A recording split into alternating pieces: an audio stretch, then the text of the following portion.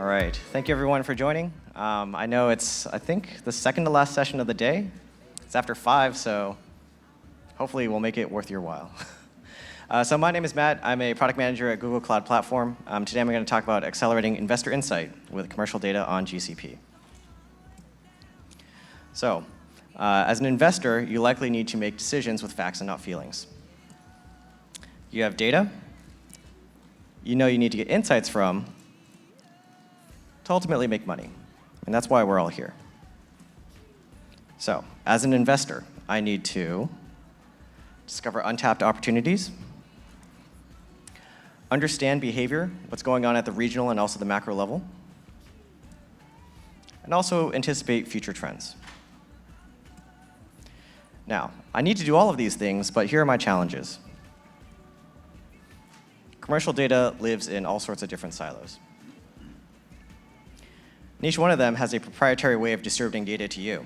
So either you connect to an API, or you connect to a FTP, or an SFTP if you're super fancy, or someone will ship you a hard drive. All of these things you got to plug into your own system and figure out what you're going to do with it. And spend a lot more effort figuring out how to unpack that than actually analyzing the data itself. So ultimately, which are you? Are you an investor or are you a data plumber?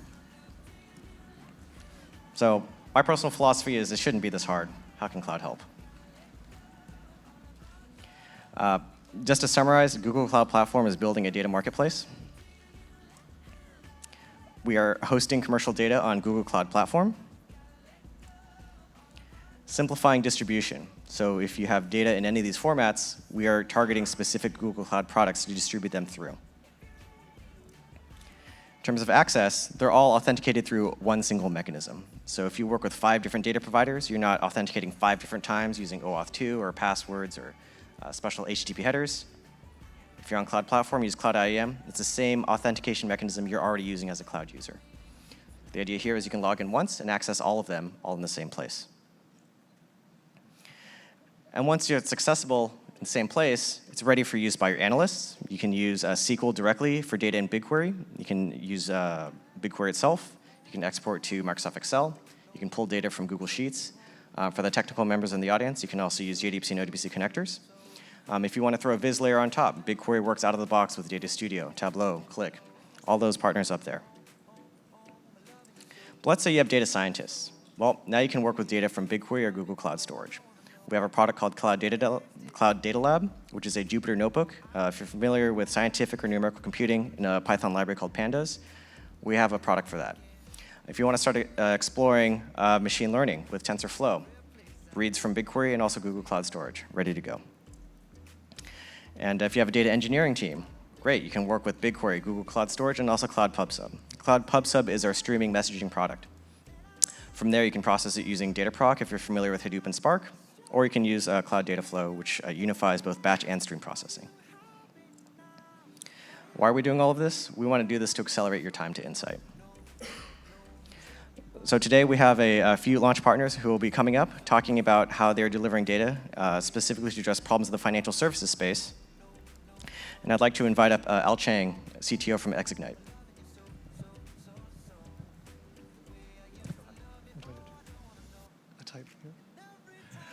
Thank you, Matt. So I'm Al Chang, CTO for Xignite. I want to thank Matt for inviting us here to speak at this session.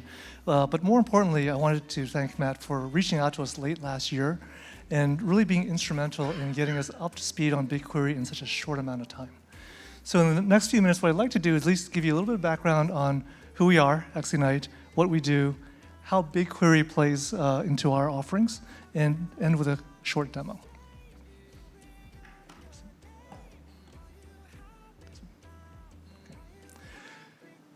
Xignite delivers financial market data over the cloud via REST APIs. We've been at this for close to 10 years now. We have about 1,000 customers. We're serving about 1 trillion requests per year. It's not Google scale, but for us, it's pretty big for a 45-person company. So where we play is basically, we're very strong in is the fintech space. These are the guys who are trying to disrupt the traditional financial services industry. Our customers include the largest robo-advisors. You've probably heard of these names like Wealthfront, Betterment, Personal Capital. These are our customers. These are the guys who are basically looking at financial advisors who are handpicking stocks and managing your money, and they're automating it. And by the way, if you've seen the news these days, ETFs are outperforming most active funds. And these guys, the robo-advisors, they can charge a fraction of the costs because they have a much lower cost basis.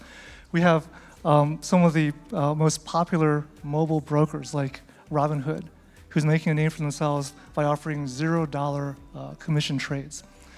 We have some of the fastest growing online brokers like Motif Investment. These guys define themes like sustainability, fair trade, and they will help you invest your money in the stocks and securities that align with those motifs.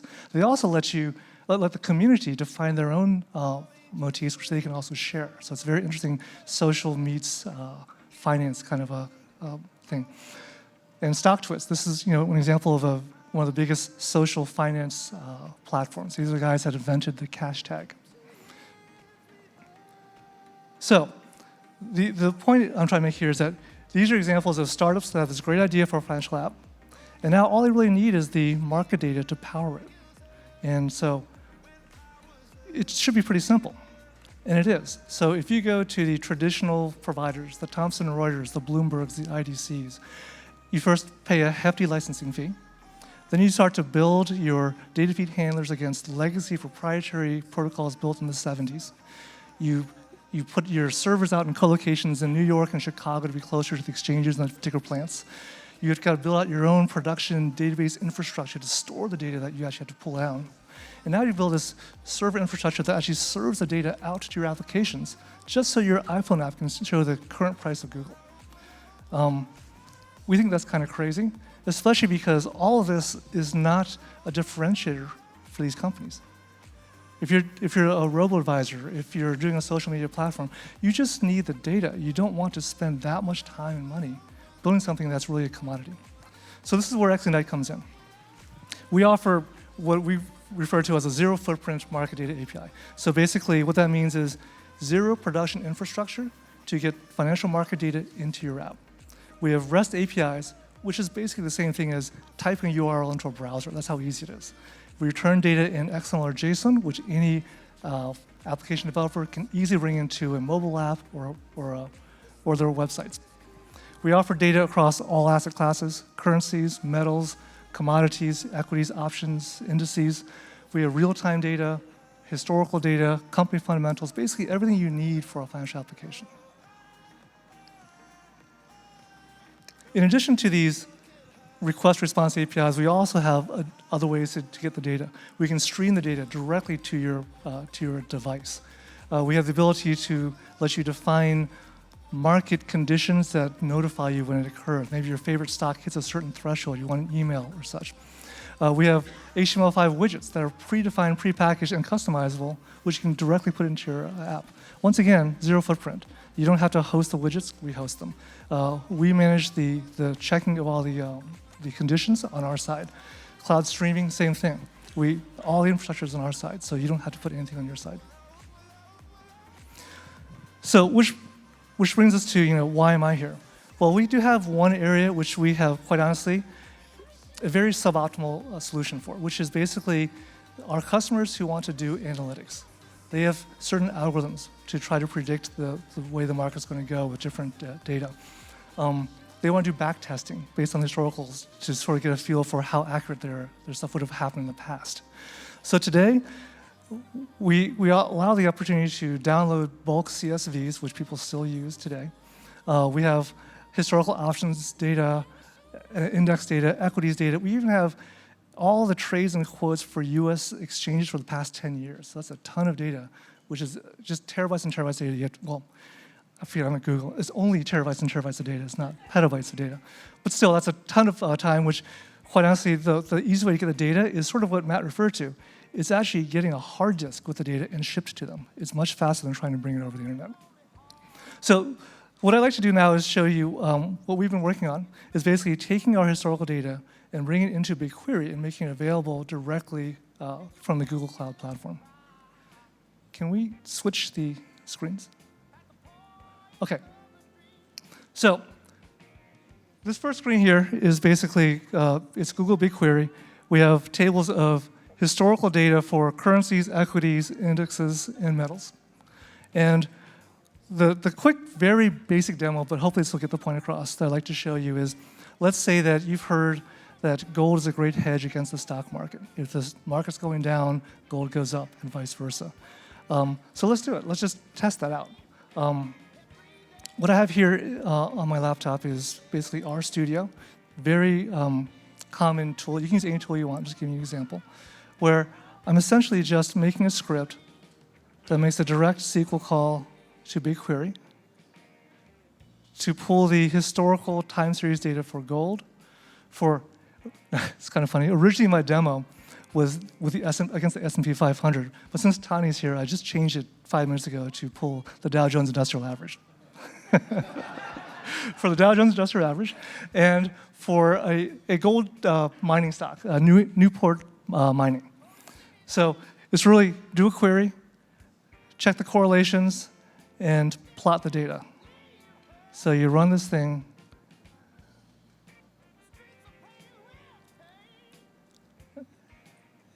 And out pops a quick graph that shows you the red line, I believe, is gold. Green line is Dow Jones, and the blue line is Newport Mining. So even visually, you can see there's a very interesting correlation, but you can actually get the actual values as well. A correlation of 0.65 with Newport Mining and a negative 0.45 with the Dow Jones Industrial Average. So you get a feel for not just is it negative or positive, but even how much. Now, really simple example, right? But the point here is that I never had to download a CSV. I never had to put it in my own database. I never had to sort of maintain that solution. And if I wanted to, I could even go back here and say, well, let me just check against the S&P 500. Take a different one, run it. Where's my run command? There it is. Here it is. And you can do this over and over again. So it's supposed to, now it's post more data. Let me try it out. It's all up there in the cloud. So can we switch back to the presentation? So just in closing, just want to share with you that today we do have sample data up there for you to try and get a feel for how easy it is. And we have obviously a lot more data that's in our sample, but this is at least an example to give you a flavor for how easy it is. Thank you.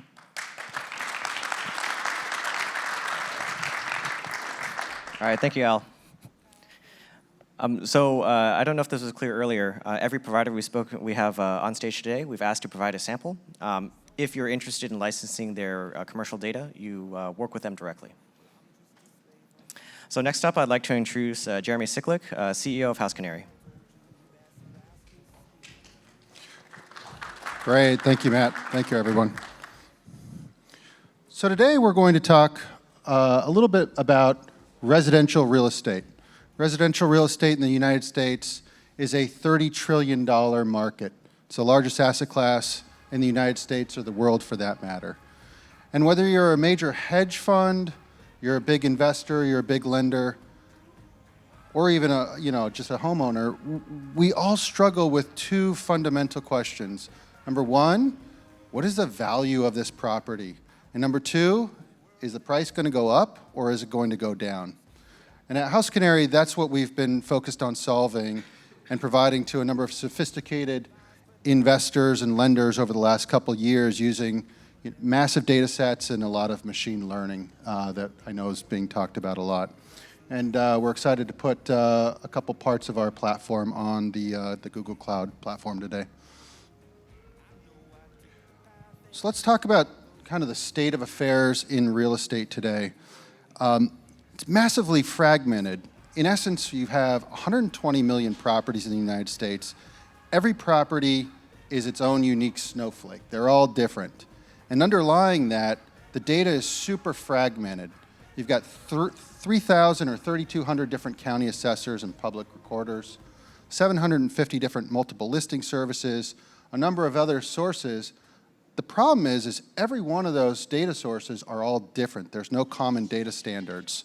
So the information that you get from one never aligns with the next. The definitions of what it means are all different. And in many cases, it's all still paper-based. That's what's slowing down the process of buying homes, lending on them. So what we've been really focused on is really bringing this information together about this massive asset class, bringing it in the 21st century, and largely indexing all the details about every home, every mortgage, and every neighborhood. And when you do that, there's three things that this really starts to enable. Number one, we can get deeply detailed. Today, if you sort of read the newspaper, it'll come out that Case Shiller says that Chicago is up by 4%.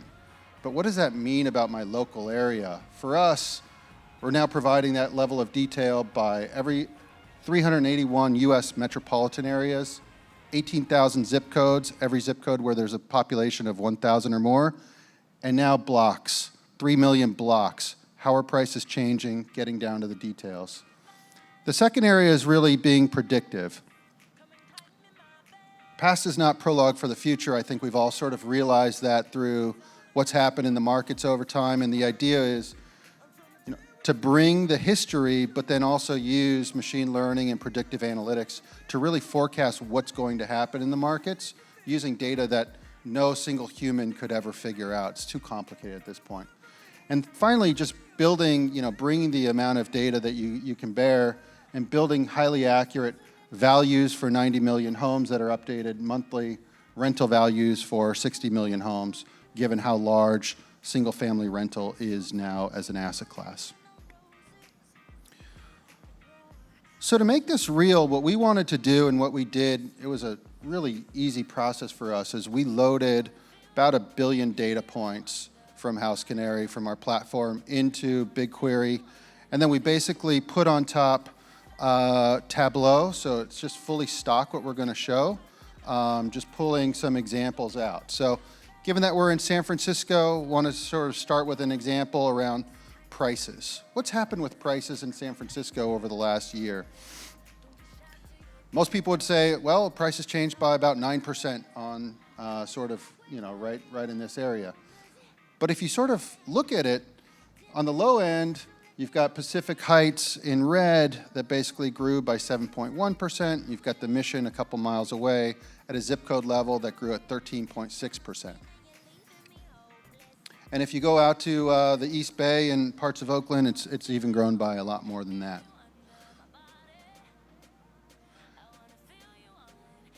But now the idea is to not only deal at the block level or at the zip code level, but actually to then dig in block by block. That's where investments are made. That's where money's made and lost. And so for us, dealing down now at the block level, we dig into these zip codes and provide this information. There's these nice parent-child relationships that we've linked everything together so I can look at multiple levels. And now we're down at the block level, looking into the future, and basically I can see that there's parts of San Francisco that are likely to decline and are declining right now at a block level, parts of the Presidio. And you go a few miles away and prices are going up, double digits. And for us, that's the dispersion of returns, getting down to the segmentation. That's where the information's really available and the opportunities for making better investment and lending decisions. So now let's actually think about how we might actually take that one more level down to properties. For House Canary, what we've done and what we've put up in the Bigquery and GCP is basically for every single property, we have a unique identifier linked to the address, linked to the latitude and longitude. So now you can start actually looking at every property, not only against House Canary data, but linking it to your own databases, linking it out to other data sets that we'll talk about where latitude, longitude, and joins are really important, and you can start identifying opportunities. In this case, we just pulled up 2 properties, sold at about the same time, look very similar. What's going to happen, over the next year? One's likely to have price declines, the other is likely to have price increases. But this isn't really all about doing this with 2 properties. This is about lots of properties. And so, whether you're a major lender, a major investor, a retailer, this is where the use case really comes in for how to use this kind of information. So maybe I'm a major lender and I'm thinking about, I hold loans in the San Francisco area. For those loans that I have, which ones are going to see increases? Which ones are going to see declines? Where's their opportunity? Where's their risk? How do I change my lending practices? How do I manage risk ahead of time? I might also be an investor that's not comparing to my current portfolio, but I might be looking for new investment opportunities, and you can start to think about how I start to look at investment opportunities that may be coming up through different bankruptcies, through MLS, linking it to our valuations, our rental analytics if I'm looking to rent, and thinking about where prices are starting to increase or decrease. Many, many opportunities to basically search, find opportunities. So on GCP, we've basically loaded, as I mentioned, about 1 billion data points to begin off of our platform. There's a lot more where this came from, and based on sort of interest and where the interest and everybody guides us, we'll continue to add more. But really what we've done and what we started with was basically adding first home price indices. Home price indices for all US metro areas, 18,000 zip codes that cover about 95% of the US population, and 3 million blocks. And for each of those, we've basically provided historical monthly updates for the last 40 years, so you can see about 3 economic cycles and forecasts. We've also included our valuations that are third-party reviewed and ranked as the most accurate in the market for 90 million homes. And then finally, our rental values on 60 million homes that are used by some of the big household names in the big institutional investors who have gone out, bought a lot of real estate, set rents. And all of these are updated monthly at this time. So as Matt talked about, where we see the real opportunity is kind of some of those heat maps and digging in, starting to join and analyze. It used to take us months to really do this with whole teams of analysts, and I was helping buy a lot of properties out of the Lehman crisis and out of the downturn.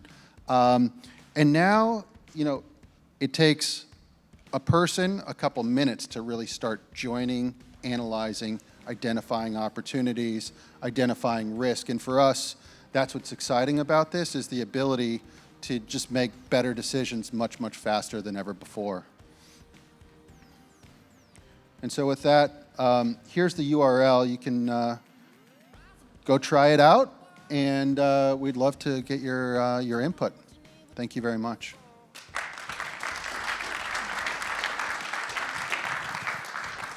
All right, thank you, Jeremy.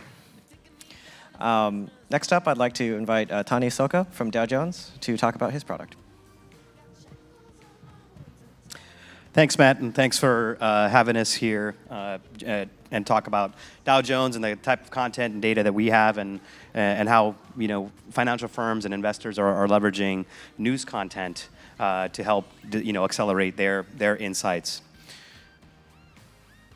So the data landscape is changing quite a bit. I think everybody knows that. We've seen it quite a bit, at the conference as well over the last couple of days, right? More and more companies are, putting a heavy investment into big data, and they realize that in order to really stay relevant in the future and coming years, they need to evaluate how they can really leverage big data, in a way that can actually give them a competitive advantage and so forth, and stay relevant in their respective, lines of business. And there's a great opportunity for us now with the accessibility and availability of a lot of these new technologies, right? A lot of the technologies that we've heard over the past couple of days at Google, a lot of the open source technologies around big data, what the cloud computing capacity that we now have available to us through the cloud, and so on, right?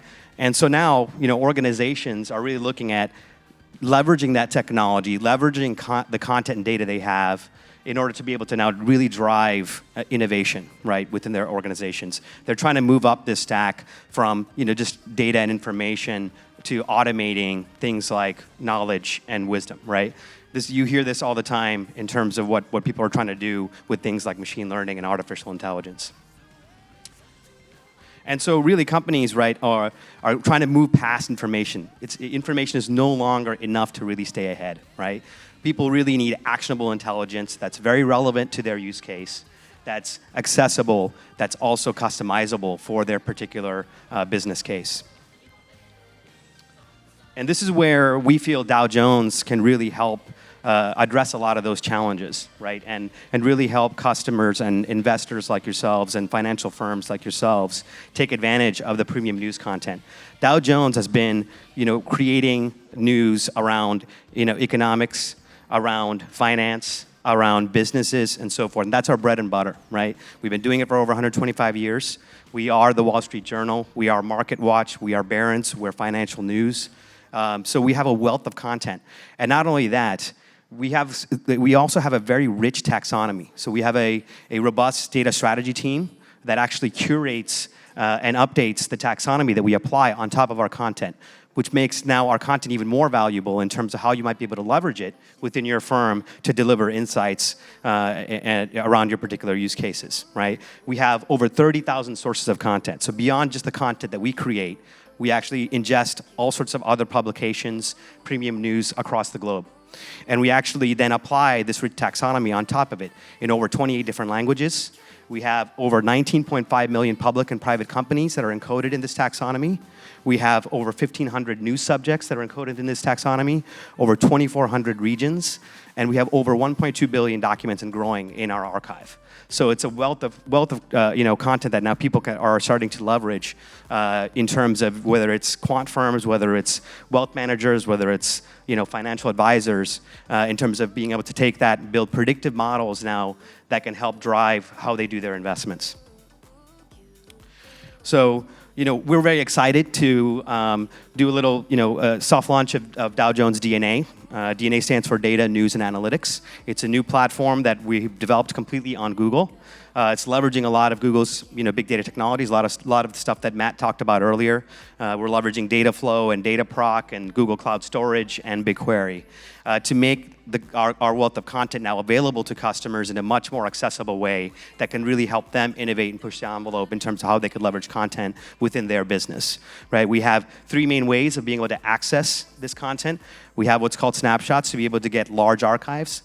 In the past, when customers came to us and said, hey, we'd like to get a year's worth of your news archive, it would take us weeks to deliver it. And we'd deliver it via FTP and CSV files. And it was really difficult for customers to be able to really take advantage of that. Now, with things like Google Cloud, we can deliver a 30-year archive, a 100-year archive in literally an hour, 30 minutes to an hour, right? So it's really changing the way customers can take advantage of our content, whether it's to do backtesting to build predictive models, whether it's to leverage it to do specific research around very specific use cases, and so on. And another way we're delivering this is through what we're calling streams. We're actually using Google Cloud PubSub to be able to deliver our news content in near real time to customers. So imagine now you going to be able to go in, leverage a 30-year archive of news, build a predictive model, and then apply that predictive model now on a stream, and now essentially delivering to you real-time insights that actually is actionable that you can actually take and start automating within your organization. And then we also have a rich set of APIs that we're building out on top of the cloud as well to be able to do much more of the request response type of use cases where you might want specific data, because we also have a wealth of company data, for example, and so forth. So you may want to understand what's going on with a specific company in terms of their profile, and you may want to correlate that right with news content and so forth. We have search APIs as well to kind of really dive deeper into our news content if you're looking for very specific pieces of information. And we're building a very accessible ecosystem around this as well to make it easier for customers to be able to leverage this new platform. we're launching a new developer portal. We're building out a customer solutions engineering team ourselves, and we're really building out our partner ecosystem with partners like Google in terms of making our data more available to our customers. And these are some of the very cool things that people are starting to do now with this new platform and with this new accessibility to premium news content. Internally, we had a little code-a-thon, and literally in a matter of days, we were able to build these cool little assets, right? We were actually leveraging Google's natural language processing API on top of this platform to do things like geo-encoding and sentiment analysis and so forth on top of the data, right? We were doing things, leveraging our streams to show real-time, trending topics, trending companies, trending sectors, things of that nature that you can start doing. And then we were also built out a little demo to show, where you can type in a company and you can kind of see the news volume about that company over a timeline, right? And all of this now is very easy even for you guys to do internally within your business. And these are some of the other things that people are, for example, leveraging our content for. Imagine being able to go in, again, because we have a very robust taxonomy, to be able to quickly understand the impact of various trade sanctions across the globe, right? So basically searching through our taxonomy that talks about compliance and embargo and sanctions. You don't have to be an expert in these things. You can actually leverage our taxonomy and build on top of that. Imagine being able to understand the effect of China's economic slowdown across the globe, right? Again, you can mine our content for for key terms, keywords across our taxonomy in terms of looking for economic slowdown, creating a heat map around that type of stuff, and understanding, whoa, seems to be some really hot areas in terms of economic impact of potentially the Chinese economic slowdown. Imagine being able to track vaccination trends across the globe with our news content. And how does that impact, for example, investments in the pharma industry, right? Oh, we see the spread of Zika go across these other regions. Do we need to invest in vaccinations there? Are pharma companies investing in vaccinations in those kind of areas and so forth, right? So this is just the tip of the ice, right? I mean, you can imagine a lot of different ways that you could leverage this news content to really kind of drive how you guys are doing investment. And that's really the power of, of this platform and what premium news can really do for your business. So we love people to come in and try it out. We have a sample data set that's out there in Bigquery. We obviously have a much more robust data set than that if you actually license our entire content. But we have a nice little snippet here that you can play with. It's actually Brexit data or related to Brexit in a way, because we have all of our news that we created, the days up to the Brexit and a few days after. So you can kind of start, digging in and seeing and analyzing, how the impact of the Brexit, was across the globe. And then we also have a nice little landing page if you guys want to go and learn more about our DNA platform, learn more about our content, learn more about what other customers are doing, leveraging this new platform. So we're excited to see customers leverage premium news in different ways than it was ability to in prior times, right?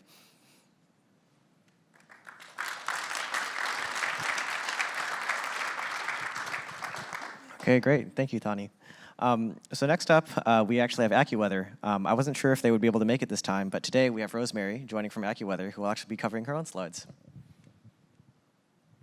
Thank you. All right.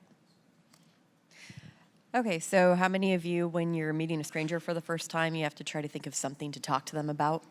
Well, usually one of the first things you talk about is either television or the weather, because weather affects so much of our everyday lives. It affects how many steps we take, it affects what music we listen to, it affects, and of course, most importantly, what consumers buy, which is what, investors really care about. But there are some challenges. In order to predict human behavior, it requires a large amount of data and a large amount of technology. And we know the environment has a strong impact on consumers, but again, predicting human behavior is very difficult. I'm a sociologist by training, and we usually say, if it was easy, it'd be rocket science. So every piece of information you have to help you predict what consumers are going to do will help you improve your model. So the environment has a huge impact on consumers, and most importantly, weather has an effect as well. So our solution, we want to make sure that you have access to highly accurate and reliable historical weather data. So if you have bad data coming in, no matter how good your modeling is, how advanced your machine learning techniques are, if the data behind it is bad, then the output is going to be bad as well. We've had several of our clients come to us saying, oh, we heard about this other data source, the website looked great, and we did a little bit of digging, and we found out it was some guy working out of his mom's basement, playing Xbox half the time. So you want to make sure you do your due diligence when you're looking for these data sources to ingest. So having, a good source like Google with reliable partners is very important. And so having this weather information allows you to unlock these aspects of human behavior and to uncover new insights. So I'm keeping this short and sweet. If you want to try our data set, here's the link. We have minimum, maximum temperature, precipitation, and snowfall. So it's a really small subsection of the vast amount of data that we have. It's just 1 year of data, but we actually have highly granular data going all the way back to 1951. We have hundreds of different metrics, including real feel, where you can see the impact that temperature has on consumers. So we have a large amount of data, so if you're interested in more information for what we have in terms of spatial temporal granularity and additional weather metrics, feel free to come talk to me later. Thank you. Okay, so thank you, AccuWeather. They're just getting started in the program. The sample is just a very small snippet of what they offer. We'll be working with them to develop a more comprehensive offering in the near future. Next off, I also was surprised that we were able to have the speaker from Remind here. So we'll have Jonathan from Remind covering his own slides as well. Thanks, Matt. Appreciate it. All right, good evening, guys. So I'm Jonathan Spinetta with Remind, and what we focus on is predictive sale intelligence around SFR real estate.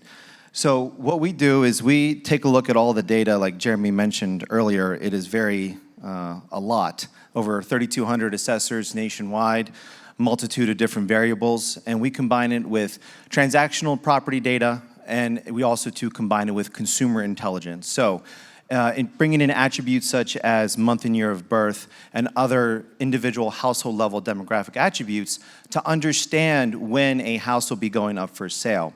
So as a realtor, a mortgage professional, or other type of industry, understanding when those homes will be selling is what we focus on. And like we talk about, just trying to obtain that 360-degree view is important. So my background is actually full-time in real estate. So I've been a licensed agent since I was 18 years old. Myself and my other business partner, we participate in over 6,000 residential transactions nationwide, one transaction at a time, working with banks or working with other parties. And really gives you an insight to understand, what goes on at that level, right? What is in the mindset? Where are there certain life events and life actions that we can break down these activities into, and understanding equity, understanding length of ownership? Because usually what you hear is the statistic that the National Association of Realtors puts out, that a home sells every 7 years. Well, let's get more granular with that, and let's understand how we can figure out where that information is going to come into play. So what we do is we look at a classification of understanding that sale in a 6-month, 12-month, 18-month, and a 24-month plus time frame. So by bringing in all of this data together, we're able to bring this data now available on the Google Cloud as a commercial data set. And one of the things that we do have up there is a snippet from our data. It's in Alaska, in Anchorage, where we have that classification of understanding the sales up there. So take a look, try it out. Reach out to us. We're happy to discuss more about what we have around that predictive sale and other attributes across the United States for SFR, and we're happy to be working with Google on this. So thank you, guys.